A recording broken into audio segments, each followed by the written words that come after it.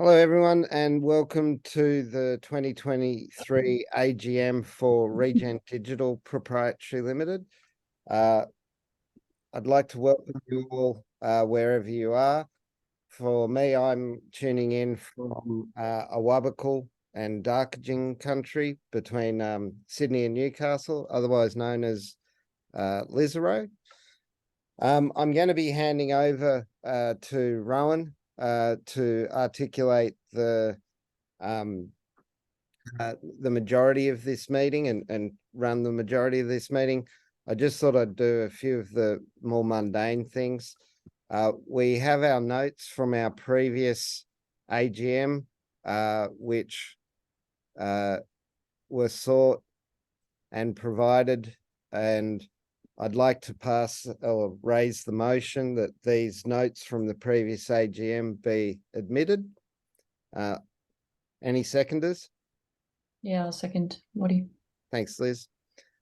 Aside from last year's AGM, which was held, I think, on the 8th of December, we met again on the 16th of December, the 28th of February, 13th of April, 24th of July, 18th of October, 31st of October, and more recently on the 22nd of November. I'm now going to hand over to Rowan, who will take you through the remainder of this presentation until I sort of close us out. Over to you, Rowan. Thank you, mate. It's great having this meeting just straight after our RFM one, because at the conclusion of the RFM meeting, the Regen Farmers Mutual AGM, the key message was basically that we've 2022, and then most recently, we've been going through a fairly major transition into becoming real businesses, if you like. And so Regen Farmers Mutual now has a very clear product in and around landscape impact programs to enable farmers to enable us to help farmers kind of deliver those environmental outcomes. In much the same way, Regen Digital is now becoming really clear about what it is that Regen Digital will be able to do for Regen Farmers Mutual members and beyond. And so what we thought we'd do is just kind of quickly summarise where we got to last year and what our forecast plans were, and then just kind of contrast that with what happened in 2023, and then where we stand today.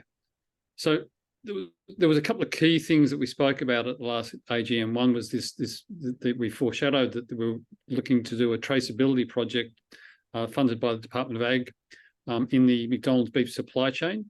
And that project has been now underway, and we've got a demo that will be undertaken of the prototype on December the 13th of this month. This year. So in a couple of weeks. So that's going along well. We'll come back to that. We spoke about the digital twins that we were working on enabling farmers to better understand how they could go about sharing their data and the terms and conditions that would sit around that, and that there was an opportunity for the mutual to help kind of standardise terms in favour of farmers. And so we spoke about the application of the NFF Farm Data Code and how that was emerging and how we could adopt that. And we've got work. We've actually got a workshop with NFF and Food Agility early next year under our DAF project to kind of explore that further, given our work in the traceability sector. And we were also talking about data standards and translation. And again, that project's been crystallised over the last 12 months with Standards Australia doing some work around the trying to create common data standards and some emergence of momentum in that space, if you like, both locally and internationally.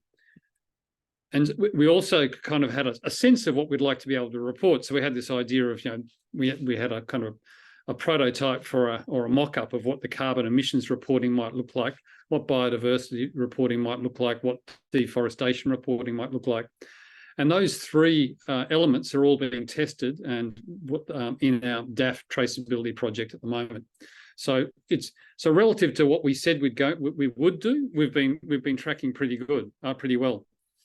And so where that's kind of left us across the financial year 23 is we've got a pretty clear idea now around what our emerging customer acquisition and product development outlooks look like.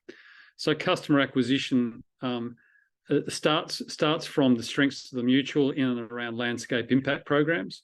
So that's our kind of a base assumption that farmers coming through those programs and then post those programs, farmers in those landscapes are likely to get digital twins in order to be able to kind of undertake the transactions that are emerging in those spaces. And so that's helped the number of twins, for example, grow from 40 to north of 100 now in terms of the number of twins that we've got kind of in place. What we do know is that the digital twin minimum viable product was very much that with respect to delivering functionality to our members. And what we've come to understand is we need to we've learnt from the engagement we've had, and we now have a really greater sense of what we need to do with our digital tools to deliver value to our members. So we'll come back to that. So customer acquisition came via landscape impact programs, but because of our involvement in the supply chain traceability projects, we've had a really clear insight in terms of the way that supply chains are looking to bring environmental outcomes into their thinking. And so we've been right at the cutting edge there, which has been really useful, and helping us to understand that what's been tried over the last 5 years with respect to supply chain traceability around blockchains is not going to fly. This idea that like a whole long supply chain is going to hop onto the same blockchain across many countries and many different players with many different technology kind of capabilities was never going to fly. And so the project that we're working on under that DAF traceability project is about demonstrating a decentralized open architecture. So it's really about supporting a protocol with some technology that sits behind it that's open source that can then enable, which more closely mimics what happens in the real world. So it enables for every node in the supply chain basically to be able to collect and share data in a way that can be certified, auditable, and enable for a long supply chain to actually demonstrate that, to be able for McDonald's to be able to prove their claims that this beef patty has, X amount of emissions embedded into it. It's a zero carbon beef patty, for example. And the way they can do that is through chasing down this auditable supply chain data that's being enabled through this process. So that the visibility with respect to that has given us some key insights in terms of the way that the world's going to develop with respect to how farmers and other actors in the supply chains, but how farmers in particular go about proving their claims with respect to environmental outcomes, and then how farmers will be compensated for those environmental outcomes. And so what that means is that we can do things like enable farmers to not only collect data for the purposes of demonstrating that they're meeting their carbon project, but they're able to have a certification of those outcomes and be paid for them. So anyway, so that supply chain traceability project's been pretty fundamental in our understanding of the emergence of what we need to do with technology. The landscape impact programs have clearly shown up the need for us to develop a project management capability for our members.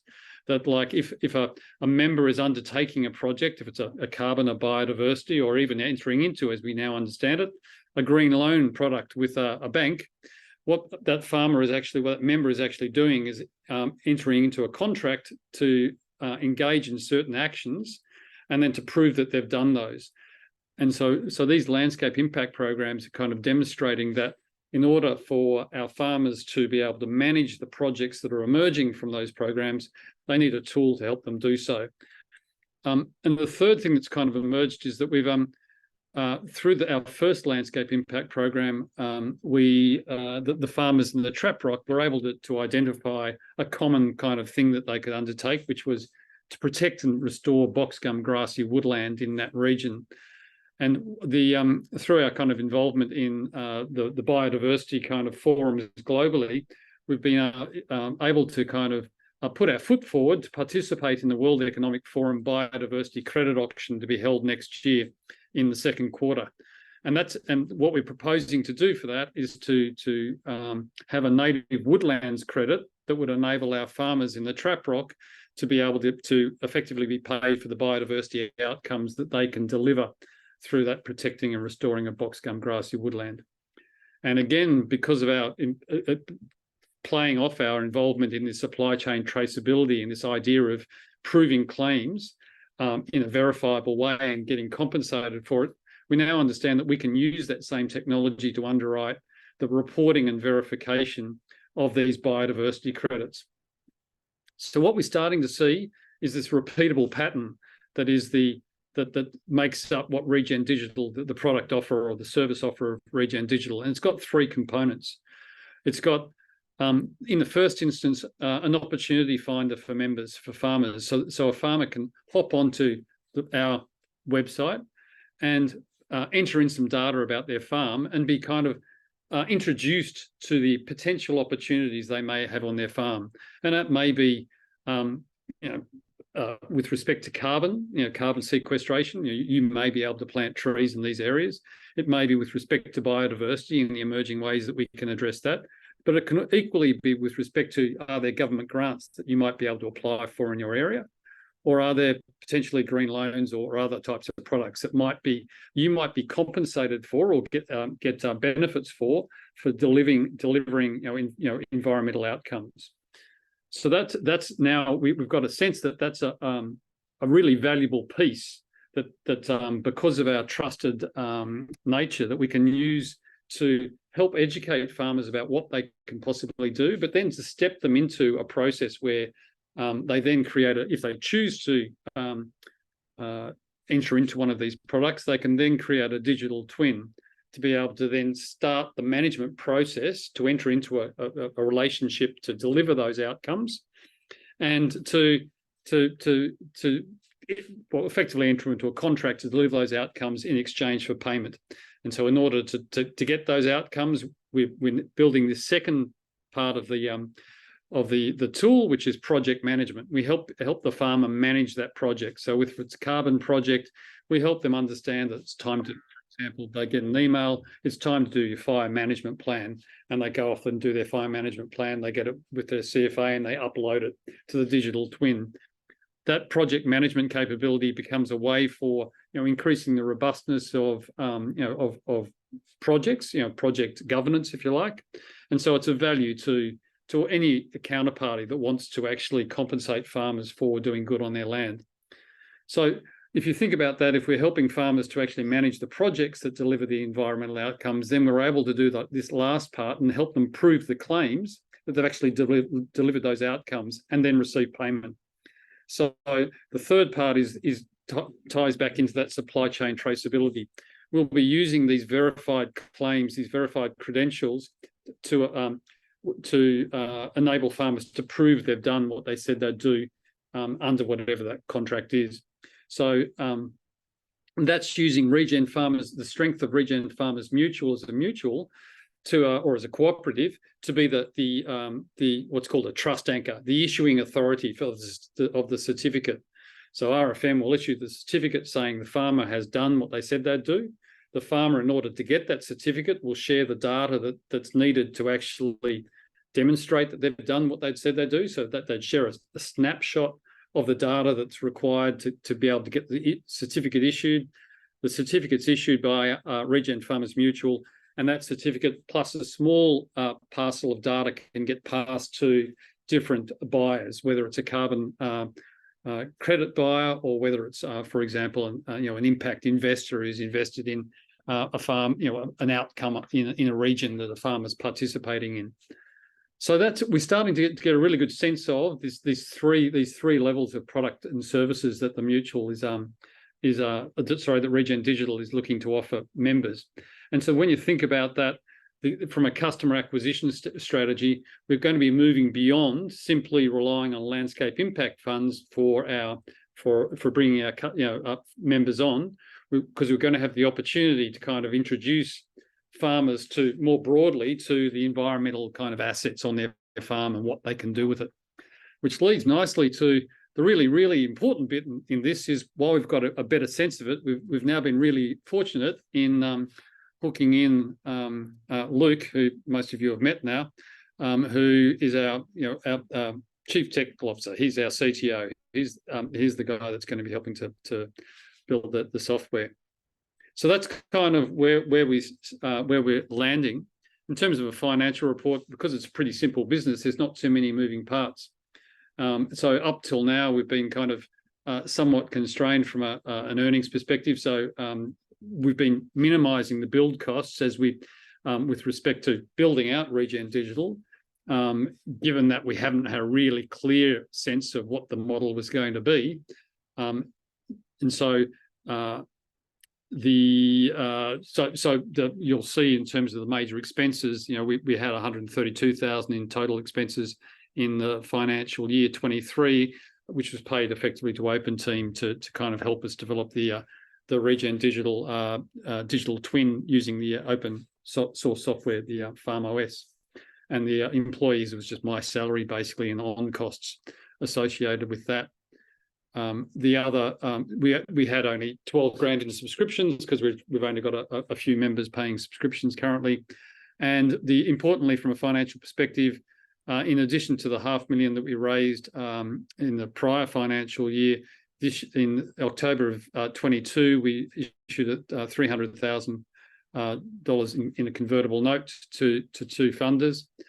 And post balance date, which has tided us over till now, and post balance date, we've entered into by virtue to help us manage our cash flow. One might say we've been somewhat and perhaps reflecting our financial admin arrangements that we've had in place.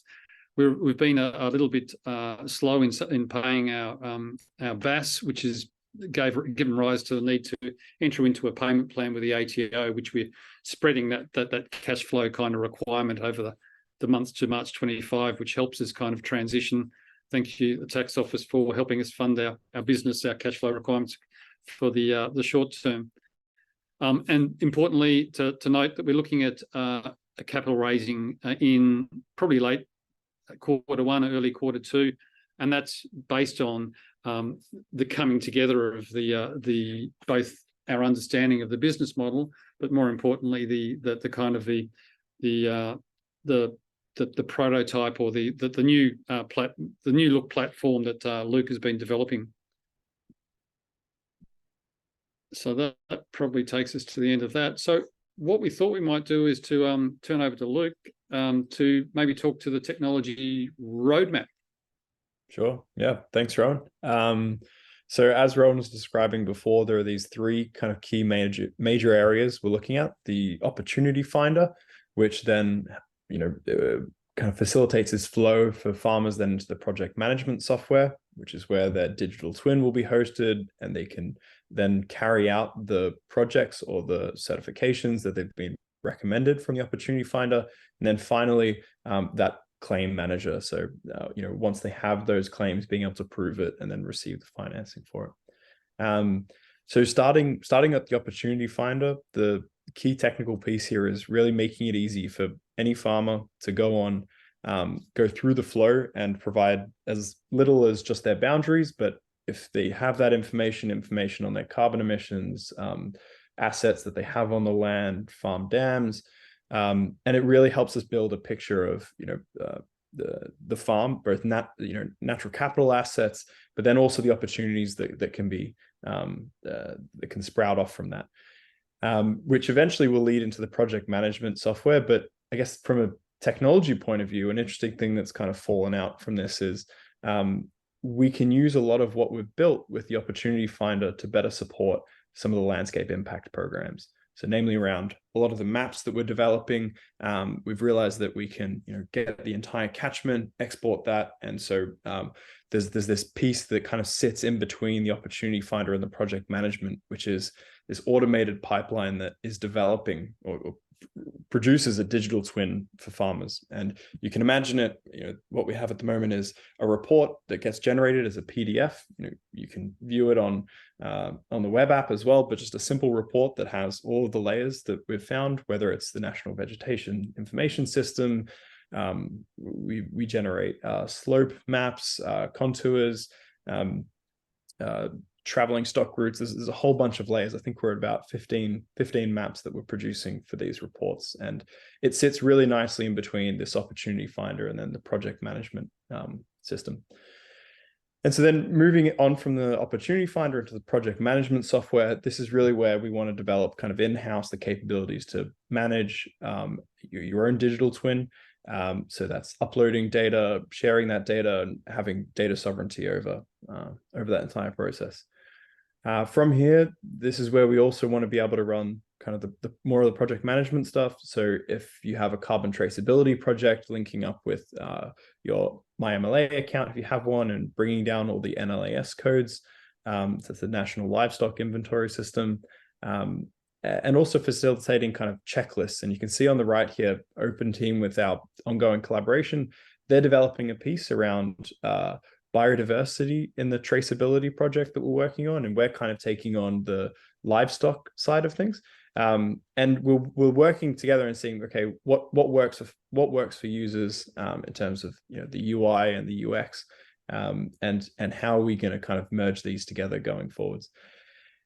And then in terms of the claim manager, this is both a farmer-facing software, but also a software for the regen advisors, or more on the management side, where they can track what projects are going on, facilitate those claims, and basically really be that trust anchor in the system. So this is kind of, I guess, our general technology roadmap, where we're going. We've got our timelines there. So Opportunity Finder, we've got a prototype for that. And so we're looking to roll that out in December. And then the project management software, mid to late Jan. And then following that, we'll be working on the claims and management regen side of dashboard for the claim manager in February. I think that probably summarizes where we're at the moment.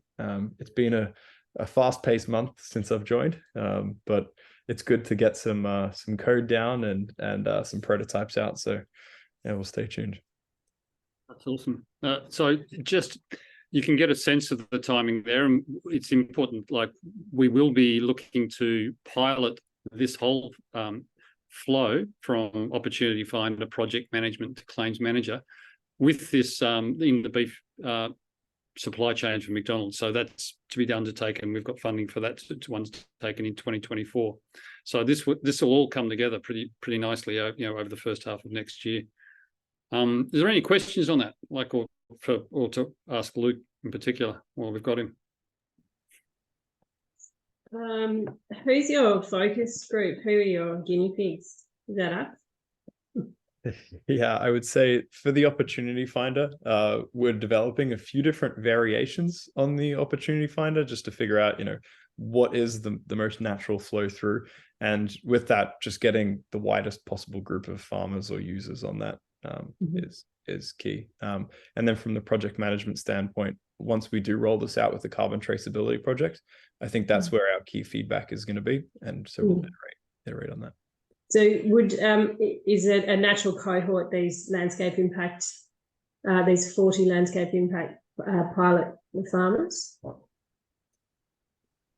In a way, Jack, what's happening right now is, you might have been copied in on the email, we're lining up the automation of the reports. So the regen advisors in each region have looked at the protected matters search and the emissions, and we're merging those two PDF reports plus these 15 map overlays and climate data into a farm level report that's as much higher quality than has been previously able to be produced, and it'll be produced for 40 at a time.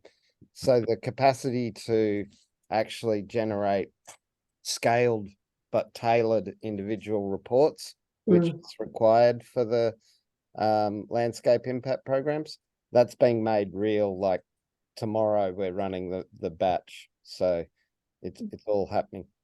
Right. Stephanie, you've got your hand up. Yeah, no, thank you. This looks fantastic. I just wondered how it fits in with Ruminati that was promoted at the Taronga Zoo forum. Yeah.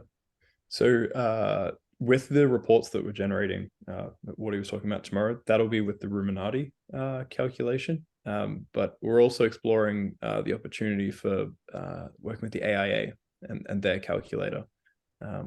So those are our two fronts that we're looking at. McDonald's is using Ruminati to collect the data on emissions for the traceability project. So we have to have Ruminati as an option for that pilot program.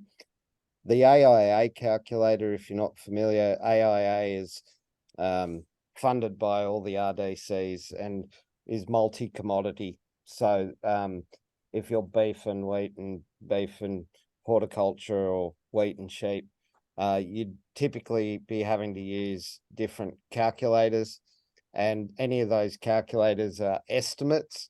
With the AIA, the calculators are maintained by Richard Eckert and the greenhouse gas accounting framework. So they're 100% accurate, industry-backed calculators at that point in time.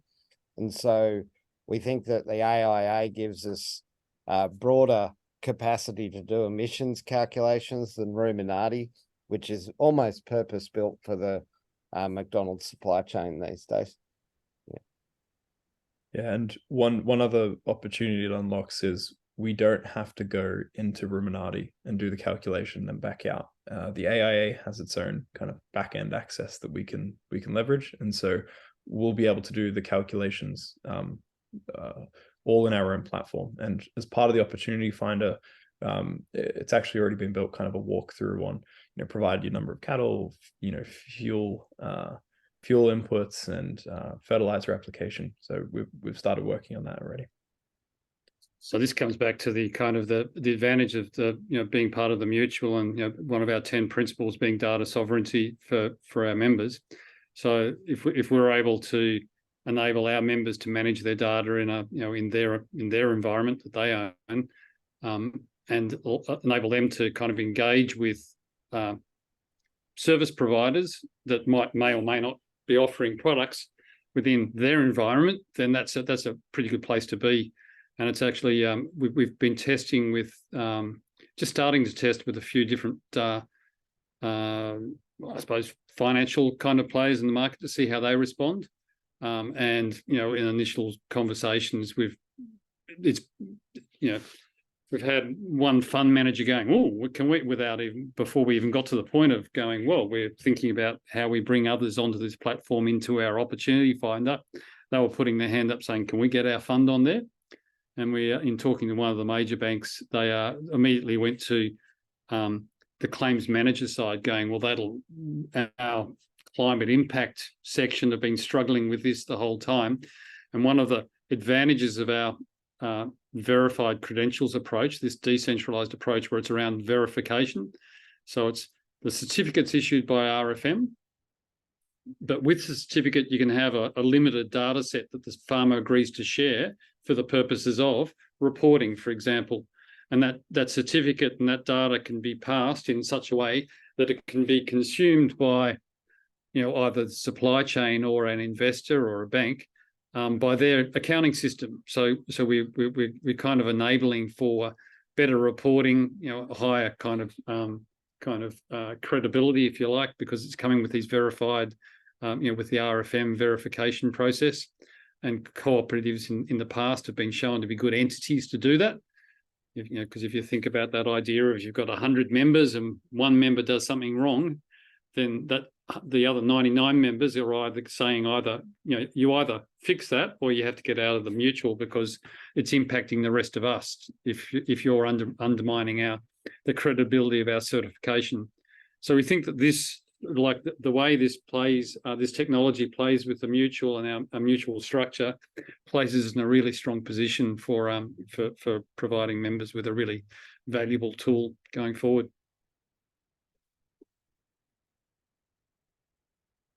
So we're excited. Next year is going to be good. And I think that was it. Questions from the floor. Wardy, have you got anything you'd like to? You're always good for a. No, I mean, I'd be curious if there are questions from the floor. So maybe stop sharing the presentation and we'll invite Peter Zardo and Scott from Zeo. Any concerns, questions from you guys?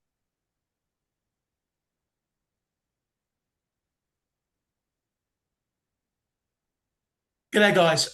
Look, the only question I have is obviously going into a capital raise next year, and do you have any sort of line of sight on what type of valuation that you may be considering, or what sort of metric that you might be undertaking to, set that? Because obviously the impact on shareholders will be dilution, and it's interesting and important to know, because I've been asked that question many times myself.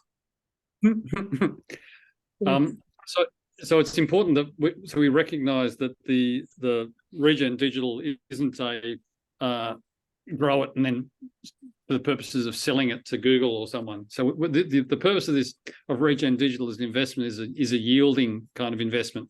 So dilutions, it's important we minimise dilution, because we're not trying to kind of have this sell to the greater fool kind of concept.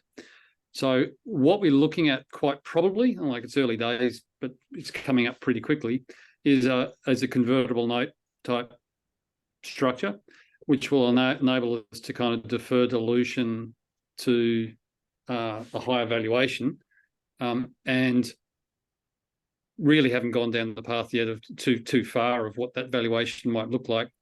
But I'd be surprised if we were be happy with anything below 10 million for Regen Digital, which would be a reasonable outcome given it's pre-revenue currently, although it with an emerging good story basically. So they're the broad metrics we're thinking about. We don't think it'll be we think it'll be reasonably there'll be reasonable demand for it, because the nature of the story now is pretty strong. So like anyone who's been in the mortgage broking business, for example, who understands the value of that, would be looking at this going, oh, as an origination for loans in the agricultural sector, this might be a good tool, for example.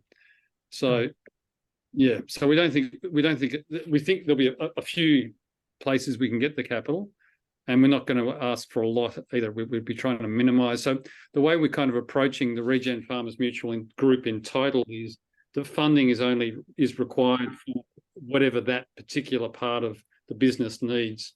So you can see in terms of Regen Farmers Mutual, we're focused on currently landscape impact programs, because that becomes our funding mechanism, and in Regen Digital, we'll be trying to minimise the kind of the raise. So it might be order of magnitude kind of 2.5 million. Well, thanks, Ron. Appreciate that. Jack. Just in light of that conversation just then, and capital raising as well as recruitment of members, is there a marketing plan around this build, around the distinct advantages of having an opportunity finder, and what the three components? There isn't currently, but you can see that there's a need for one. So we've like that level of clarity has basically emerged relatively recently. It'd be fair to say, since Luke's come on board, we've been able to kind of really, between the three of us, so like we've been really, really lucky. Like Wardy and I are just stoked, and you all will be too, that we've been able to convince Luke to kind of join the team, because he, in some ways, had been working in this space in the UK and had arrived at a lot of the same types of conclusions with respect to the way farmers could come together and make an impact. And was thinking about it slightly differently, but so maybe hadn't arrived at the mutual structure, but had been thinking about this type of approach. So so we've got this kind of newfound clarity around those three things. But yes, I think we're due for a marketing push around that, would be fair to say. Yeah, I mean, there's huge brand equity to be gained with that clarity that you now have, but this is a distinct advantage that we want to make sure is owned. Owned by the brand, owned by farmers. If you've got any thoughts about how we go about kind of approaching that type of developing that, because that really sits outside Wardy, Luke, and I's expertise. So we'll need help. Yeah, I think we had it in the budget round post capital raise that we've got a pot allocated towards I guess communications, outreach, and marketing, and more of the brand identity side of things. How do we want to position ourselves? So I think post capital raise, it's going to be a big push and priority for us. Yeah, I think positioning. There's the farmer owned aspect as a trusted broker, but then having a tech advantage is something that we absolutely want to push. It's so key. Yeah. I'd echo that. It's been a long time since you could argue farmers have had a technology advantage. Like, I'm thinking when we invented the plow, we were like, whoa, let's go. We're here to speed the plow. Since then, everything's been developed outside of agriculture or outside of farmers, not everything, but this is fundamental. This is the biggest change to accounting since accounting was invented, accounting for nature and climate. And we're a trust anchor with a technology to verify our members' carbon emissions at a time when everybody is going to be asked to provide carbon emissions. But we have a particular ability to control payment for that data and that certification if people use us. If they use third parties, they may be foregoing the opportunity to demand payment for their verified carbon emissions intensity certificate. It's that level of sharpness that I'd like to get into our comms, but I don't want to start picking that fight until we've secured the 2.5 mil, because you run out of bandwidth very quickly. Yeah, you want to keep your powder dry. But it's such a great point of difference. Yeah. I think there's a big difference, building technology in-house, because there's a lot of brands out there that you might think, oh, they're quite forward thinking with their, technology, but a lot of it is then developed by, outsourced teams.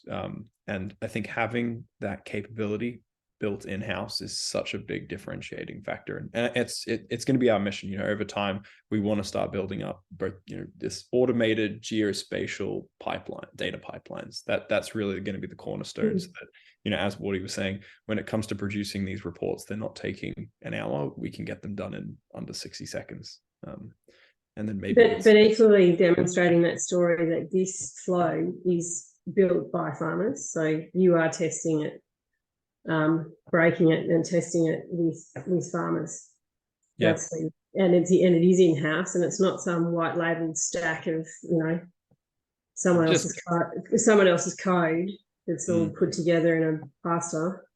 Yeah, absolutely. I just had this image flash in my head, because I remember talking to some grain growers, and they were going, and someone was laughing, going like, you spend $150,000 on a piece of machinery, you get it home, you get in the shed, and you get the angle grinder out. It's like, but like, you're absolutely right. It's like, right, well, it's ours. We'll break it. We'll make it.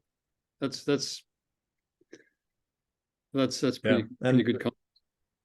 It was funny because when we all started talking, one of the first ideas was I had a lot of this technology that was built just built in my own time, and we were talking about potentially white labeling it and bringing it over and Regen Digital purchasing it, and in the end it was all too difficult. I said, all right, I'm going to come over and we'll all build it in-house together. And it seems like it's the only way to go. Which probably leads us to what we didn't put in the notes there, Wardy, is just foreshadow that we're likely to need an EGM ahead of the capital raising in March, but we'll come back with the meeting notice and what's involved with that. But Yeah, I think we can't do a cap raise without advising the shareholders of Regen Digital. And so expect one in late February, early March, so that we can not be delayed in raising the capital. Yeah. All right. Well, that sort of was the next point on the slides, was the next meeting. Unless there's any other business, what we were looking at here was the next meeting. I think pencil in 28th of February. It might be a bit either side of that, but if we aim for something like that for an EGM, that'll be the go. Just like to thank Rowan and Luke for preparing today's AGM. And if anybody has any final questions, now's the last time. Otherwise, I'm going to declare the meeting finished and closed.